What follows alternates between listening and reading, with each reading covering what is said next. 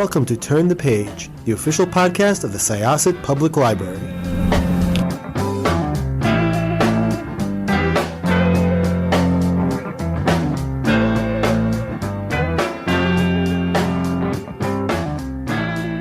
Okay, welcome everybody. This is Evelyn Hershkowitz, Reader Services Librarian from the Syosset Public Library. This is our Turn the Page podcast, and today we're very lucky to have with us Elissa Sussman. She's a writer, reader, and a pumpkin pie eater. She's also the author of contemporary and fantastical stories for teens and adults. Her debut adult novel, Funny You Should Ask, will be published on April 12th from Delacorte, and her YA contemporary novel, Drawn That Way, was released on September 28th, 2021 by Simon & Schuster for young readers. Her YA fairy tale, Stray and Burn, are also available from HarperCollins. In a previous life, Elissa managed animators and organized spreadsheets at some of the best animation studios in the world, including Nickelodeon, Disney, DreamWorks, and Sony Imageworks. You can see her name in the credits of The Croods, Hotel Transylvania, The Princess and the Frog, and Tangled. Wow, we could talk about that too. That sounds fascinating. She received her BA from Sarah Lawrence College and her MFA from Pacific University. She lives in Los Angeles with her husband and their two dogs, Basil and Mozzarella. Funny You Should Ask is on the 10 best romance novels of this month's list. I just saw that today. I think you tweeted that, correct? Or on Instagram. I saw it on Instagram, actually. Are you very busy on social media? You do a lot of that. More active on Instagram. More active on Instagram? Yes, I like looking at all the pictures of people's pets and their clothes and their food and all of that. So that's a lot of fun for me. Yeah, I like that too. Well, let's start with this, talking about visuals. I'm sorry that you guys can't all see this great cover. Her cover is so fabulous. It's red and pink, and it's just all little pictures of flying and clouds and director's chairs and the people and dog and pencil. It's just a fabulous cover. I could just picture this, like a whole display of this in a bookstore. Like, I just think that's going to be like someone will walk in and just see this in a bookstore. There's no way they could pass up this book with this cover. I mean, I agree. I love the cover so much. When they sent me it, it was so exciting because it looks totally different than what like a lot of the rom-com covers are out there. Like, it's still illustrated, so it's in that lovely vein of illustrated covers. But the artist is Cassie Turpin. And she's just like, her style is so fun and dynamic. And she's going to be working on the cover for my next book. So I'm really excited to see what she does next. That's wonderful. Yeah, it's great. It's a great cover. So the cover will grab you right away, but the book will also grab you right away. So why don't you tell everybody what the book is about? Sure. Funny You Should Ask is a romantic comedy. It's about a journalist named Hani Horowitz who gets the chance to interview her #1 celebrity crush, this Hollywood heartthrob named Gabe Parker. He's about to become the first American James Bond. His career is on the rise. Everything is exciting and new. And they have this really great weekend where she interviews him, and the article she writes about him goes viral. And everyone is kind of like, well, what happened this week? Like, what happened when you guys were hanging out together? And then 10 years later, they get a chance to reunite. And the story's told between sort of the alternating timelines. So it's sort of all unraveled as far as what did happen, what is true, what isn't true, and where they are now in their lives and careers. So, and it also has, she does a blog. So you have blog posts in there and also actual articles. Yeah, there are little interstitials that kind of show her writing, that show interviews with him, and just an idea of like who he is in this world and what kind of celebrity he is and that stuff. So yeah, it was really fun to write. Okay, so who is he based on? Oh, I mean, he's based on so many people. I mean, it's great because a lot of people have been asking like, oh, is it based on this? Is it based on this? And it really is, like, he comes from a lot of different sources. There are definitely some articles. We had such a great there was like a bunch of really, really wonderful celebrity profiles that came out a few years ago. There's the I think the most obvious one that people have been talking about is the Chris Evans one that Edith Zimmerman did, which is wonderful. There's also a Tom Hiddleston interview that happened. There's a Channing Tatum one. They sort of all are combining like really, really great writing and the insertion of the journalist as sort of a character in the interview, so I took a lot of inspiration from that. So you're a big Hollywood fan? Is that what you love that? I guess you love do. the Philadelphia Story, I'm assuming. I love the Philadelphia Story is a movie that features pretty heavily in the book, and it's one of my favorites. I'm a big like old school Hollywood fan. Like TCM is kind of always on in our house, like in the background. And I used to work in animation, so I used to work in the film industry. My husband is a television editor, and we have a lot of friends who are involved in the industry. And because I live in Los Angeles, they're not. That's so funny. It's everyone thinks that for sure, but I'm actually I grew up here, and I'm the first person in my immediate family and my extended family to like work in the industry in any way. So. Okay. There are lots of people who don't work in the film industry, but a lot of people who move here from other places end up working here. Yeah. Oh, so you grew up in LA, so you know. So you didn't have to do a lot of research really for the book. It's what you know, what you grew up with. Yeah. No, it was a really joyful book to write in that way, because it was just a chance to write about stuff I knew about and that I liked and was excited about. So yeah, getting to put like your favorite movies and things and books and stuff like that is always a fun writing experience. Well, you said you worked in animation. Did you always want to be a writer though, even when you were doing the other jobs? Yeah, I mean, I think a lot of writers will say that when you're growing up, you don't really have a concept that like writing novels is a job. Like it just doesn't seem like it's a real thing that real people do. They're just books appear on the shelves. And so I just never thought of it as like a quote unquote real job. I was like, oh, I'll have to get like a daytime job, and then I will write at night, and it'll be a hobby. It'll be there was just no concept that it was a job. And I also loved animation and really have always just loved animated movies. And when I discovered that I could work in animation without any visual arts experience, I was like, oh, this is great. A lot of production management for about 5 years before I had like sort of realized, oh, you can try to do this writing thing full time and see how that works out. And so that's what I've been doing since. Wow, that's fabulous. So when did you quit your day job to write? I quit my day job around the time when Stray, my first novel, came out, which was, I think it was about almost 10 years ago. Oh, wow.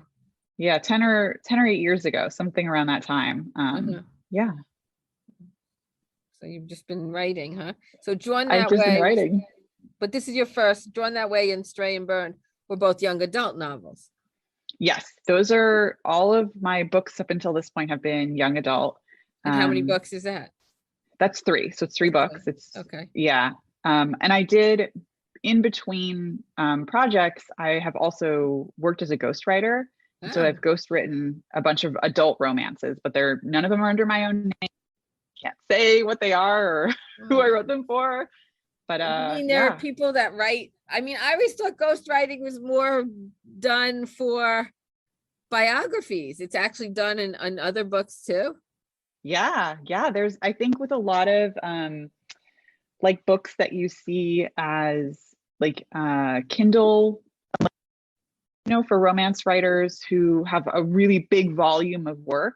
Sometimes they'll bring in ghostwriters, and it's very similar to the sense of like, with the Sweet Valley High books. A lot of them are written by ghostwriters. But they not like ruining.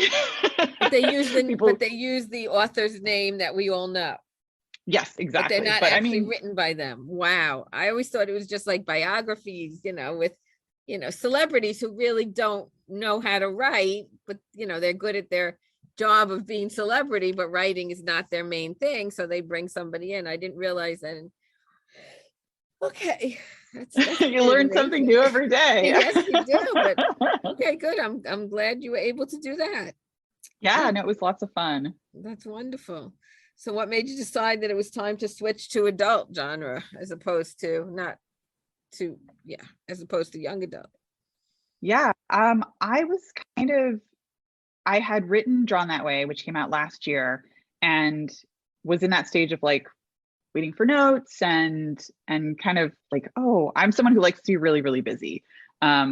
And I was like, well, I've been ghostwriting for a really long time. I've been ghostwriting these romances. I really love romance. I've always loved romance.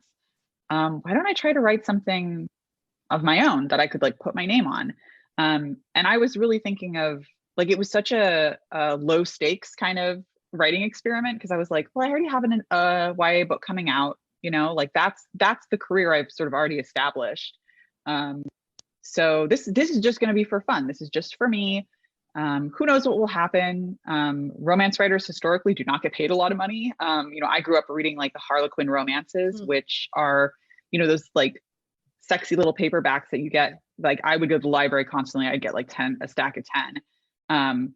And as I got older and sort of met other romance writers and learned, Harlequin books, they come out so frequently. So it's a very fast turnover. Romance writers are extremely prolific. And I was like, well, this would be a fun side gig to have.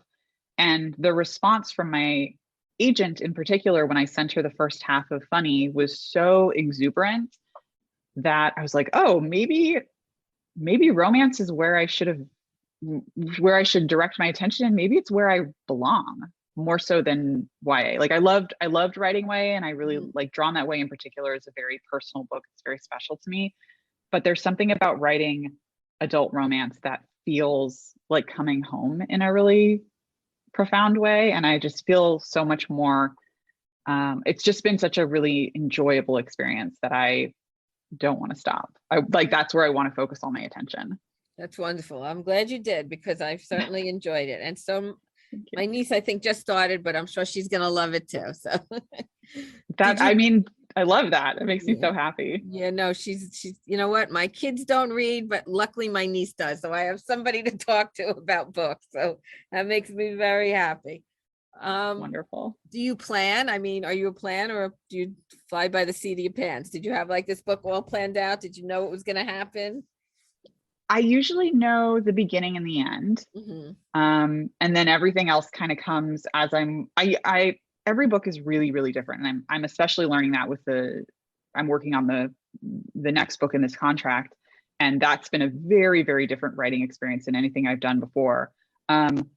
With Funny, I tried to outline it, but because it's such a complicated structure, because it's shifting in time and there are all these interstitials, I was constantly like rewriting my outlines and changing as I went. So it's like you have your kind of like points that you want to hit with the story, and then everything else is kind of like, well, we'll see how we get there, and then maybe that point actually changes and we're not getting to point B, we're going to go to point C instead. So I try to plan, and then the book is like, haha, silly girl, you can't plan anything. And it's just like, you're just going to have to write what you're going to write. So this comes to you. Yeah. And is the main character, is she based on anyone you know? I definitely pulled things from my personal experience. She's based a little bit on me, a little bit on friends of mine who are journalists. I was able to ask them questions about their experiences having interactions like these where they go and they interview celebrities. But I pulled a lot of different inspirations for all the characters. And yeah. I wonder how often journalists and actors do hook up. I know, who knows? I don't think it's that frequent. Did anybody tell you that actually happened to them, or they fell in love or anything like that? No, I didn't get any of the like love stories I wanted. So I was like, well, I guess I have to write my own. That would have been fun, right? To hear that. It would have been delightful. It's wonderful. So living in LA must be a blast, living out there. You're lucky you grew up there and you live there. You have sun almost every day. And I would never want to stay inside and write. That's the problem. Do you take it outside? Do you go outside and write? You're I'm a very really disciplined.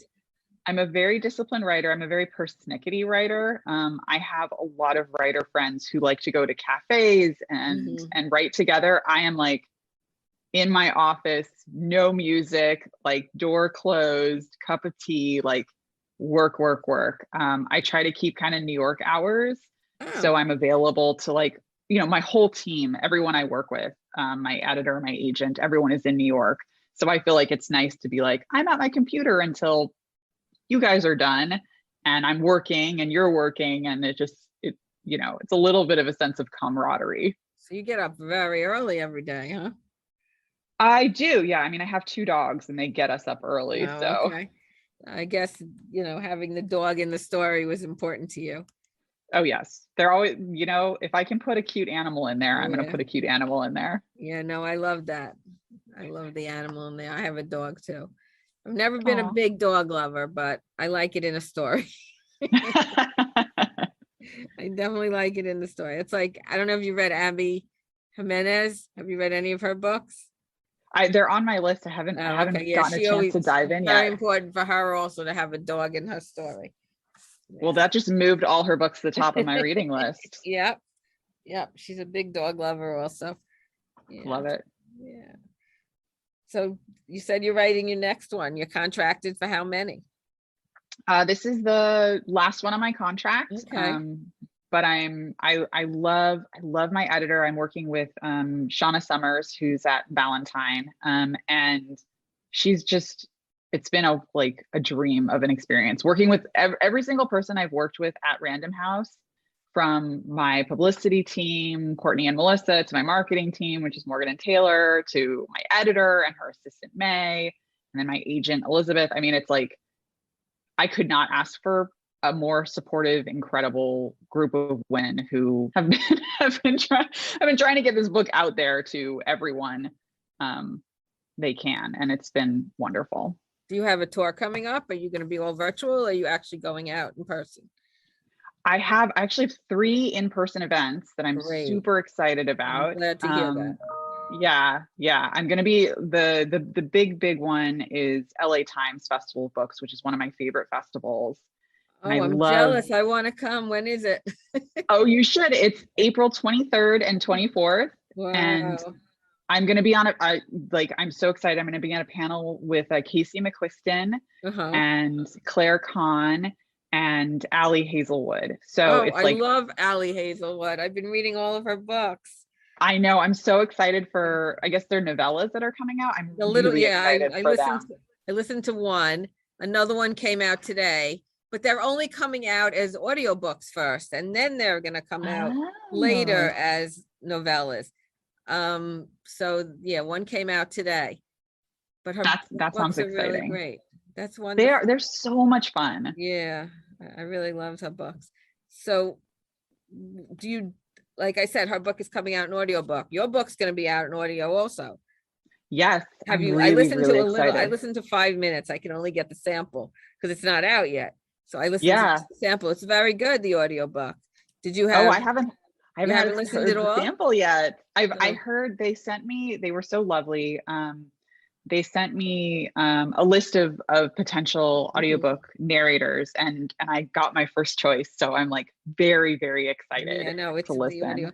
If they send you a sample, I hope. Did they send it to you? They probably did, and I just haven't found it in my inbox yet. Okay, yeah, I only was able to get to 5 minutes, so when it comes out, I'll listen to it. I'm not good. I don't like to reread books, but I'll certainly listen to some of it just so I could get the feel of the audiobook narrator a little more because I'm a big audiobook lover. So, do you do audiobooks too? I have a hard time with audiobooks just because I Okay. get really distracted. And I have this I think I'm more of a visual person. I really like to have the book in front of me, but I'm really excited to listen to the audiobook. And I've been wanting to get into audiobooks more and more.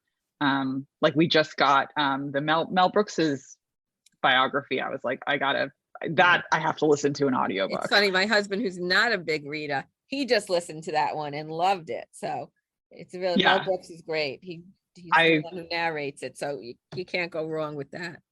I mean, he's like a Jewish icon. Like, how can you Mhm. not love Mel Brooks? Right. And that's I another have thing I should mention. Chani's, is it Chani? Hani. Hani. Okay, her last Yeah. name is Horowitz, so she's a Jewish character. So Yes. I should mention that to our audience so they know that, that's very nice. I like that you threw that in there. I guess that's what you know, right? You write what you know. Yeah. Yeah. I mean, it's funny because I think it's changing a lot. It's changed a lot in just the past few years. I remember when I was a teenager, when I started reading romance, I don't think I ever came across a Jewish heroine Right. ever. Right. And I certainly didn't come across any interfaith relationships. Mhm. And so it was really, I'm Jewish, my husband's not. It was really important for me to have that representation because I just never saw it as a teenager, and even as an adult, it's still really, really rare. But now we're getting more, like there are so many great Jewish romance writers out there. Like Rachel Lynn Solomon is doing amazing work.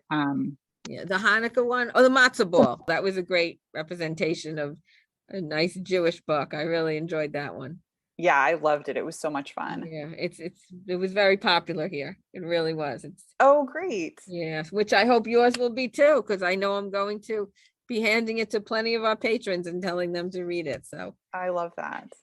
So what's your next book about? Can you tell us? Can you give us a little hint? I can't. It's still okay. I'm still doing the first I'm finishing the first draft. So I'm in it. I'm really in it. But I can say it has a lot of the same themes that I explore in Funny. It's about fame and parasocial relationships with famous people.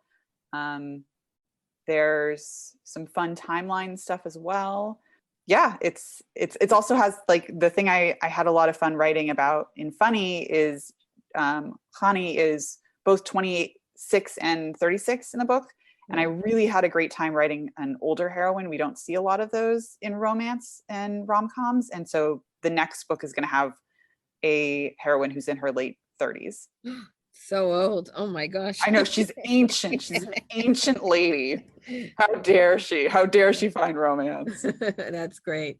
So who are some of your favorite authors? Oh, great question. I am really, really excited about Birds of California by Katie Cotugno, which is coming out also in April. Katie's like a friend of mine. I'm doing an event with her on April 30th, and I've just been a fan. She's also mostly a YA writer who's moving into adult. Okay. And I think she's just a stunning. I'll have to look into that. Thank you. Yeah, no, she's such a her writing is just very swoon worthy to me. I think she's just wonderful.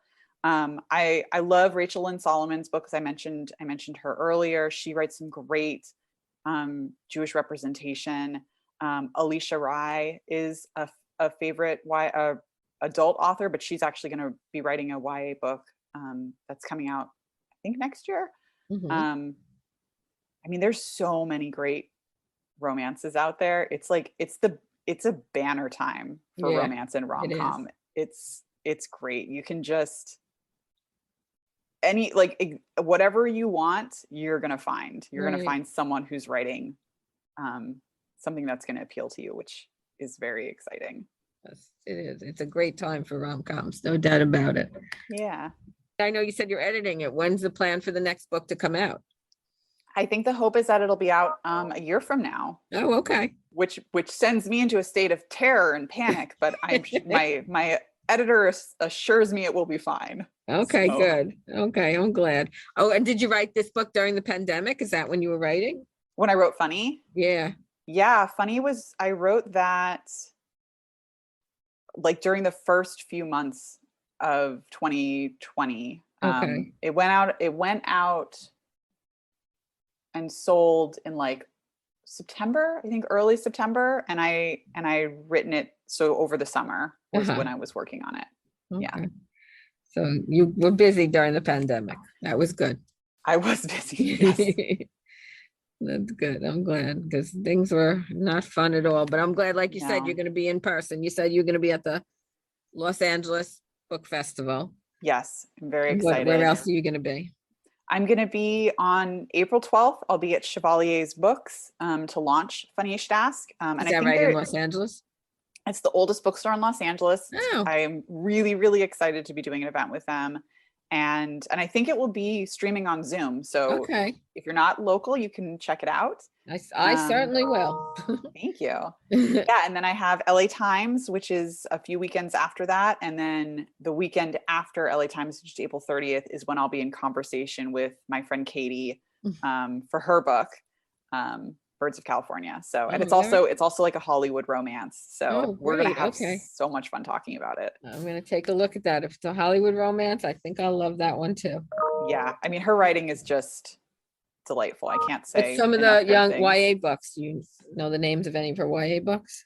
I think, oh God, she's written a lot. Oh, what's her last name? Katie Cotugno. Cotugno. Okay, I'm gonna look her up. Yeah, her latest was You Say It First, I think. Yeah. Okay. Good to and know. She co-wrote a book with the Sex and the City writer. Oh, Candace Bushnell. Yeah.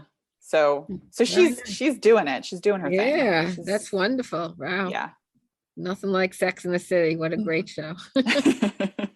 Love those girls. Oh yeah. Those were my girls, and Entourage were my guys. So love those guys too. So I love all that Hollywood stuff too. There's so many great Hollywood romances coming out. It's really a great time. Well, I'm so happy we were able to chat. Yeah, me too. I wish you all the best with your coming book with this great cover that I'm telling you. I picture walking into that bookstore and seeing a whole display in these colors, lots of red and pink, and just jumping out at you.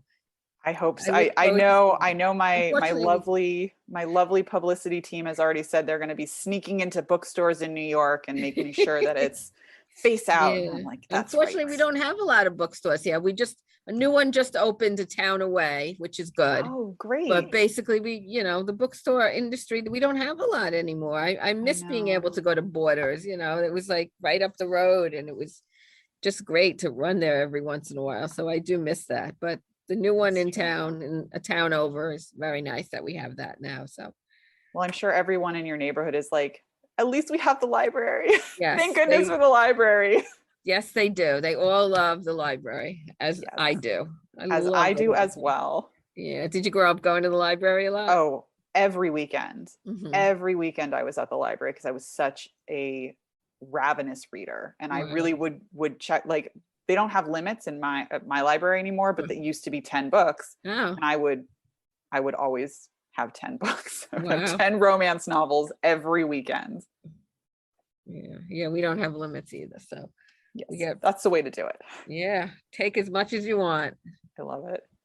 So I thank you. We're gonna conclude this Turn the Page podcast. And it's so nice speaking with you. I wish you the best. I hope to see the book on the New York Times bestseller list. Well, that would be thrilling. Yes. The one that did you read The Lost Apothecary? Did you read that? No, I'm gonna put that on my list. It came out, I forget when it came out. It just came out in paperback, but before it came out, when I read about it, I said, this is going to be an absolute great book. And that one also went right on the bestseller list. It's her first book that she ever wrote, right to the bestseller list. So I wish the same to you with your first adult novel, which is very much very enjoyable. So we're going to close this chapter of Turn the Page. Thank you so much for being with us. Thank you. Book is Funny You Should Ask by Elissa Sussman. So thank you, everybody. So have a great day. I really appreciate it. Thank you. It's time to close this chapter of Turn the Page. Join us for the next episode.